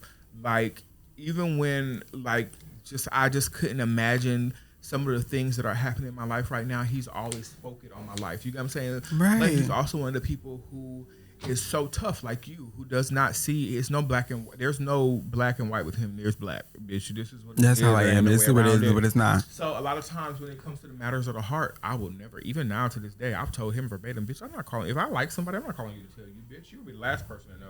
Bitch, we'll be walking down the aisle, getting ready to jump the broom, and you'll just be getting the invitation. Girl, and I'm praying that you don't show up because, girl, you're going to still be in the aisle holding my hand but reading the dog shit out of me. Bitch, fuck that nigga. Like, bitch, are you sure? Like, yeah, right. You sure, bitch? Girl? Like, but I love him for that because it's a lot of times where he can see disaster coming before I ever can. Right. But I get why you are like that because it is definitely a Virgo trait. Like, yeah. So, but like I said, I'm never defending. Going back to the question, can you blame them? I was quick to say no, but however, to add an asterisk, be real, if you give a little bit of heart to it, fair, right? I think that It does take some time. Even with a lot of time. Even with gay men who are just attracted to men. You know what I'm saying? Like, even with that, I do think it takes a little bit of time. It thinks you have to build yourself up in order to stay. Yeah. It takes a strong motherfucker to say, F what the world is saying, I'm gonna do me. Right? Yeah, I have someone sitting in the studio with me now that I want to ask a question to. As someone who is more on the feminine, no, I'm not. He's laughing, but I'm gonna ask because I mean he's here and this is family. Yes. I consider this person family. Every time I'm here, this is the bitch that I'm kicking it with. So, as a feminine what I'm assuming to be a feminine identifying individual, what would be your answer to that question? I don't know if y'all can hear him, so come a little closer. Come stand right here. No, I want to hear your question. I want to hear your answer because I also know from me and him both following each other on Twitter the kind of men that he attracts and likes. So, what if I asked you, can you blame DL men? What would be your answer? You can't blame them. And why? Because the world is equal. Yeah, I agree. I mean, it does take courage to do that. It's not for the weak at all. At all. It's not. I hope that you guys can hear him because, like I said, in this podcast, this is the first of many episodes, and this will not. If Amber lived in Atlanta, which we're pushing for, she would probably be a permanent co-host on my podcast because I love the energy so much. And I'm always a fight away too. When she does come and when she is available, you guys will see her multiple times. But I also had another guest that I had in mind today that did not show up. That's neither here nor there. But what I will say is that the reason that I chose, and I have been battling with actually getting the nerves, the courage, the tenacity, the gall to actually get in front of this camera and have a real pure, unadulterated conversation with people where I was being real because I can't call people out on their bullshit and not be real myself. So I was struggling with who I wanted to be my first show, what conversations I wanted to be first. And the other individual that I had in mind for the podcast today was someone. You're 20. It's just so funny how the ages worked out. Right. You're 27. I'm 37. I think she's 47. Right. And I felt like being able to see the world from different genres, different eras, different time capsules, where we could sit down and have these conversations and hear it. Because I can understand why your answer is no so easy because you are from is this Gen X now or is this? I think it's millennials? no, it's okay. yeah. So you are from the millennial generation. I'm a Gen Xer. I think she is a boom. I don't know. Boomer maybe is the next one. Gen X. No, it's something However after. She's not a boomer. It's something between the two. Yeah. Okay. So yeah. Okay. So Gen X. So however it goes, it gives Look you at him, three he different. waking- It gives you three different views and opinions Yeah. from trans women in the walk, in the lifestyle, and we could. Our experiences have been vastly different. Yeah. You guys have grown up seeing the Amaya Scotts, the who else is another trans person? You guys have grown up seeing these people and individuals on TV. As for me, the only individual I ever had to see on television was RuPaul. You get what I'm saying? So I wanted it to be a situation where we had three different genres, three different eras, three different time capsules of opinions because I can understand and respect why your answer is no because the guys that you guys are growing up with and dating and encountering have a different level of courage than the men that we had because it was a different taboo, a different story, a different journey for them back then. So I get it. And then also I would like to add that I think I have kind of a different experience from most trans women because I've been This around. the trainee thug, y'all. This is the trainee thug. I've been around. Like I said, I don't want to meet your mom now, but I'm not your. I want to meet these niggas' moms now, but I've met the moms, multiple. I've been around the kids. I done babysat the kids, and I was only Miss Amber. You know what I'm saying? I met baby moms. You know what I'm saying? Like multiple. I've had men take me to Mexico. I've had men take me up down the street. I've had men take me to Miami. You know what I'm saying? So I think. It's like what do they call it? Exposure therapy. I think that I've been and that's a beautiful so experience. used to it now that it's like not that I can't imagine because I've been there, but I think it's like now where I am today, it's like it's so normal for me. So let me tell you what's normal for me. I have experience with dealing with professional athletes. I have experience dealing with celebrities, and they will give me every dime in their pocket They will fly me out. I've been unattended in homes. Your experience, like I said, it's a different time gap, it's a different world. I've dealt with these men who would literally finance and pay for everything that I want. Let me just say the word. But as far as being out in the open because of their age and what they're used to and what they've been exposed to, would never entertain anything of the sort. But you can have what you want. Right. I'll give you what you want, but I'm not going to give you that. Right. So it's just like I said. I think both experiences. Sorry, so go ahead, baby. No, go ahead. I was about to say, I would never, ever invalidate your experience, right? Yeah, right? Ever. Same. It's just like you said, it's just different. You know, it's just a little different. You came up, like, for example, I feel like we're even regressing in this administration. Yeah. I feel like we're slowly going back to, you know what I'm saying, what you like. So I can, in this administration, I can say, if we're going to answer the question again, I can say in this administration, I think now that trans women are the target of hate. Well, hold on. I need to correct you. Okay, go ahead. Because I feel like they're saying that we're doing ourselves a disservice. I want you all to hear this, and I want you all to hear this loud and clear.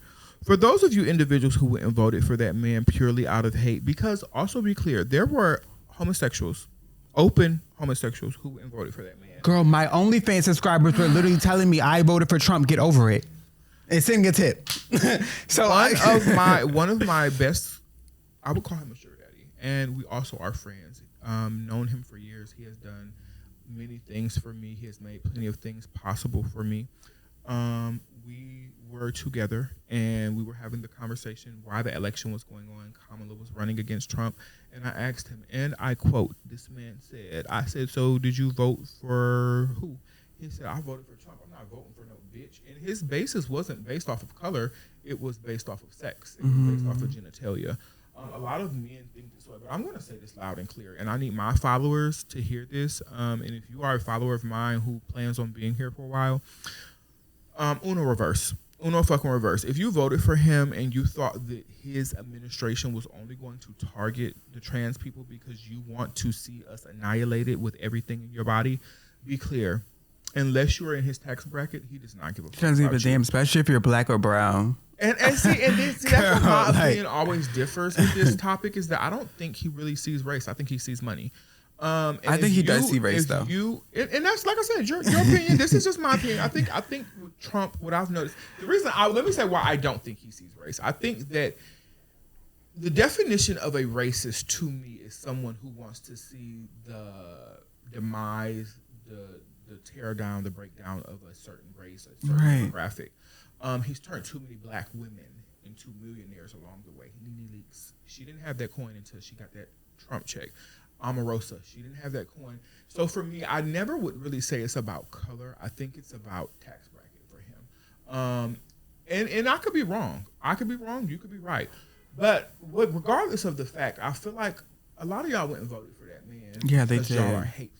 Yeah. A lot of y'all went and voted for that man because the story, the narrative, the pipe dream that he sold y'all was that he was going to be able to annihilate the trans population. You can't. We've been here since the time, since the BC, since the biblical times. You can't get rid of us. We're not going anywhere. Like roaches that you spray with Raid that just won't leave shape. We're not going anywhere. Get over it. That being said, a lot of you voted for him solely based off of that was what his campaign was based around. Right, it was. And now we're here. We're here. Now he's targeting to whom it may concern. Now he's targeting Hispanic individuals. Remember? Do you guys remember? Let me ask you this. Let me make sure this mic is really close. I will vote for Donald Trump. He's targeting them. Yeah. He's targeting African Americans. He's even targeting people who were born in this country as citizens. And if your parents or lineage is not here, he's trying to deport you regardless of you being a naturalized citizen. And so when I say Uno reverse, bitch, you guys went and voted for him because you thought it was solely about us. No, everybody's gagging. Not just us. Everybody's gagging. Welcome to Project 2025, you malignant bitches. Right. How does it feel? Now, because I want to also touch on this. Me and you live in a different tax bracket than most of the people that we entertain. Yeah. $8 a gallon does not hurt me. I mean, I hate to say it. Times are expensive right now, but I'm still gonna fill my Audi But up when and you get look down. I'm gonna still fill my good. Audi up and pooch down the road. And I don't want to, because how good are we on time? Because this is another segment. If it's okay, I want to bring up. We got till 8 o'clock, so we good. We got 10 minutes left. Okay, workout. Okay, so I just want to touch on this, right? And that's we talked about this off camera, but no shade to the post-op girls, right? But that's why I literally, like I said, no shade, because they're going to tear me up. No shade, but that's why I will, when people ask me, would I cut it off? No, ma'am. No, ma'am. Because that's why I can live the way I want to live. That's why, like, she knows I get off OnlyFans, I get back on, and that's the reason why I've been on OnlyFans for like a week, and my bills are back. Hey, bitch, I'm back coinsy, because guess what? I got that in me. No shade. I would not get rid of it. I would not get rid of it. I say this to people. So I have a niece and a newfound sister that I have fallen deeply in love with. Samari, I love you. She is a sex change girl. And she will be the next guest on the podcast. And y'all already love us together. So just imagine the shit me and that fool are going to talk about. She asked me would I ever do it. And I told her no. Like, you know what I'm saying? I also, and not to throw my sister under the bus, but we've had private conversations where she's like, sister, like, it's different now. It's a different world. And it's a different world. And I love her so much for being open about it. I also have a niece who has it. And we have had conversations. She's calling me crying. And it changes the demographic, I don't know what word to use right now. It changes the trajectory of your life. Yeah. We are a fetish, which is good and bad. Being a fetish keeps my bills paid. Is it bad for my love life, me actually finding true, genuine love? Yes, absolutely. But at the same token, I'd rather cry in a Bentley than cry in a Literally, that's my same sentiment, girl. I need the coin. No shade. They make all of us cry. They hurt all of our feelings. So what is your poison? You know what I'm saying? I would prefer to be comfortable in life. I'll say this. I would never get it for one because I just don't feel like the science behind it is far enough down the road. Right. I also would never get it just because I believe the beauty in being trans, and I have always said this, is that we have the ability to see life from both spectrums. Hello. Man or woman, we're literally by the Bible standard, because you bitches are going to try it. By the Bible standard, we are considered a third gender. Right. And we get to see stuff from a different light, a different set of eyes. And I kind of feel like once you do that, it messes with your chemicals, your balance, your mental. Yeah. So for me, I just don't. I'm already delusional, dingy, ditzy, distracted, dumb. I'm already mental bipolar by enough, myself, girl. you know By what I'm saying? myself, no shame. Then go add that on top of it, then it's just worse. So no, I would never do it either. So I appreciate you bringing that up. No shade. Is there anything else that we needed to touch on before we wrap? Okay, what's a gem? What's a gem that you would tell anybody? What's a gem or a few gems that you would leave to someone that's younger coming up, whether it's a woman, trans woman, or you can make it specific. What's a gem? This is for us, by us. So it's always going to be very specific. The women, you guys are welcome here. I know you guys will hear this in this podcast. And we love you, and you guys are accepted. But I'm also doing my podcast from my set of eyes, my walk of life, my journey, and it's for us, by us, so that maybe we give you a better insight so that you guys can understand, accept, and embrace us instead of trying to annihilate us. You got what I'm saying? So my gem I would give to a younger girl coming up is, baby, take your time. It does not happen overnight. It is not easy. There is no right or wrong way to do it. Everyone's journey is going to be different. Everybody's end goal, end game, end aesthetic is going to be different. Do not allow people to tell you when, how, why, because this is how it worked for them. Because your story and my story will never. They might cross paths, right? But they are never ever going to be the same at any point in life. So what's for you is for you. Nobody can change that. Do it on your time, by your guide, by your standard. For me, I remember being young, and when I first started my transition, thinking. Everybody was like, well, you need to get your name changed first. You need to get your name changed first. For me, I waited to get my name changed until I had my breasts. Because in my mind, as a trans woman, no matter how bad built a bitch is, she got titties. So I said, once I accomplish getting my breast implants, then I feel like I deserve, or I am I don't even know what to say. I deserve a name change, or I should get a name change because that kind of solidified my transition. Because no matter how bad built a bitch is, she could be built like an upside down triangle. Get your hands up off my man. She could be built like an upside down triangle. She could be built like a Buick LeSabre bitch. But that hoe gonna have a set of titties, small, big, lopsided. What she gonna have titties? So that was my first surge, titties. You know what I'm saying? Oh, something else I wanted to touch on while we're talking about surge and titties. I got my facial feminization in 2023. This is how we're gonna close this out because we both went through this surgery, and we've talked about mental health, and we've talked about how social media affects our mental health, how hormones have affected our mental health, how these niggas, these sorry nothing ass, poop put ass ain't worth a niggas affect damn. our mental health. We're gonna also talk about how some of these surgeries that all of us at some point in time go through affect our mental health. For me, I'm 37 now. I had it in 23. That made me 35 when I had my FFS. Very late in the game, and mentally it wore me loose. I was so distraught, and even to this day, do I like the results of the facial film? Yes. Do I have any regrets from it? Yes. And these are one of those moments that a lot of girls are not going to be honest about. A lot of the stuff that people read me about now came after the FFS. Oh, you got the Natalie Nunn chin, girl. Okay, cool. But guess what? I also got the coin to go change it. See you on the 21st. But a lot of things that a lot of my insecurities now are from some of the same surgeries that gave me the confidence that I have now. So yeah, I had the facial film late in life. I had it in 2023.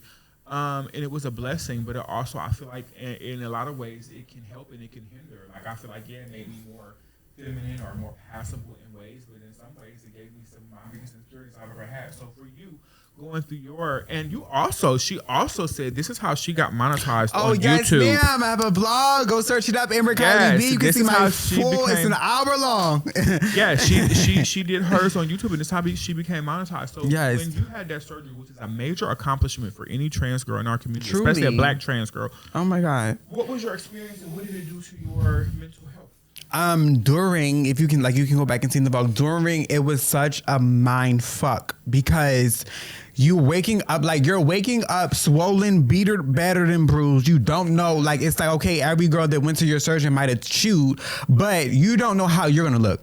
You're sitting, the swelling takes a year to go down completely, by the way. So even in the chin, I feel like it takes longer. My chin is still weird. Like if I touch right here, it gives me chills down my whole See, you know what I'm saying? So it's a journey. It's definitely a motherfucking journey. But for me per se, once I got to the other side of it, because like I said, I had a hard way to go. I feel like Dr. Brad. I went to James Bradley in New York City. Yes, Bradley dog. So I always tell people Bradley changed my life. I felt like he turned me into a literal. My body was never bricky, but he turned me into a face-wise a literal brick to a motherfucking doll. He made me a doll. You know what I'm saying? He gave me that's why I be off Instagram in my head, off Instagram in my wig, because I feel like I look cold either way. You know what I'm saying?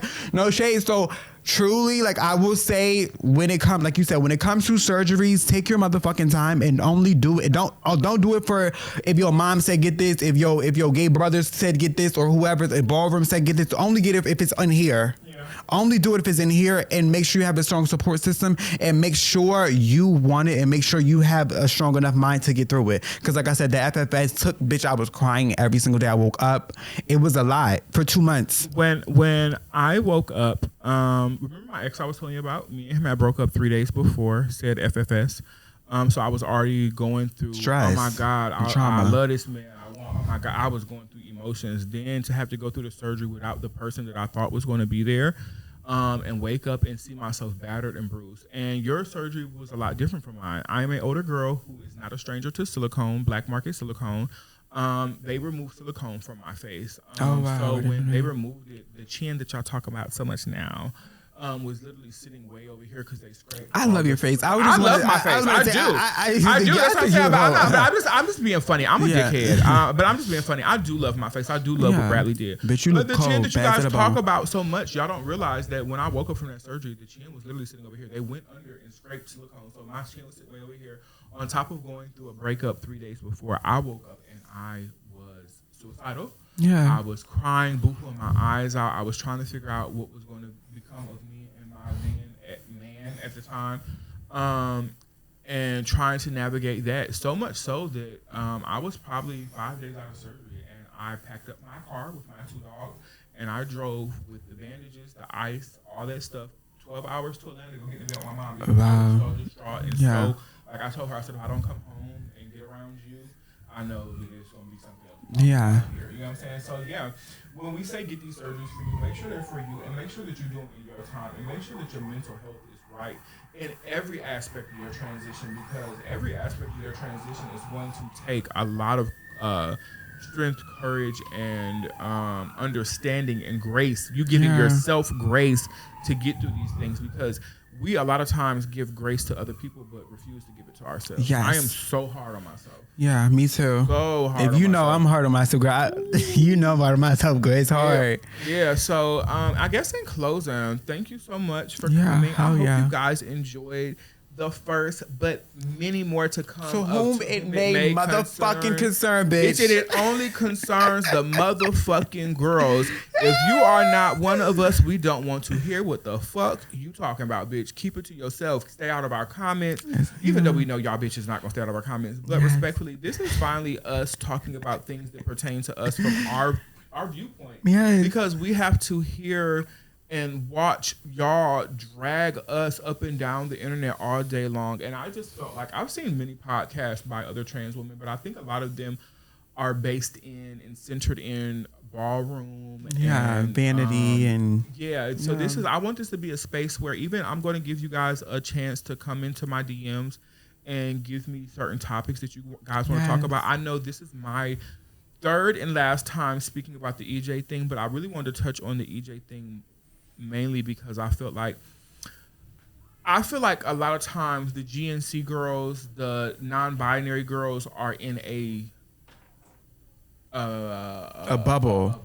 Is that what you're trying to say? Or like Twilight Zone. They're not considered to be the butch queens. They're not considered to be the trannies. So when I called EJ trans adjacent, I said because I feel like if anybody's going to speak for him or speak up for him, it would be someone that he would identify with in most proximity. Yeah. I feel like he identifies in proximity wise to us most. So that's why I felt so strongly about it, and that's why I was so mad that everybody was just tearing his head off, because if you don't believe in you, who the fuck is? I think everybody got to believe and at I the don't start. think he did anything wrong. So once again, we thank you so much. I thank you so much for our newfound friendship. I thank you so much for truly being a girl's girl, and holding my hand and being my first guest that actually showed up.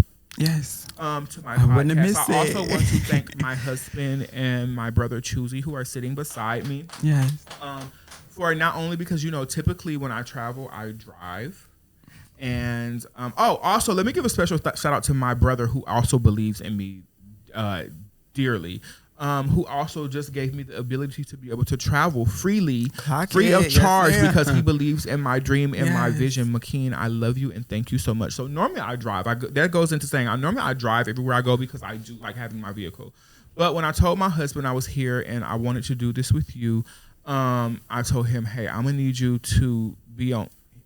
What you need? What time? What we going? What we doing? So I appreciate y'all for believing in the vision and being the first bitches here, the first bitches to actually sow a seed into the vision. Because I can tell you, Amber, we already see you going to the moon and back. But I can tell you, I'm right behind you, baby. And not behind. We're right here. Right here. So, baby, thank you. We are now officially wrapping. To whom it may concern. To whom it may motherfucking concern. I want to do it. It's a fucking wrap. It's a wrap. Oh my God.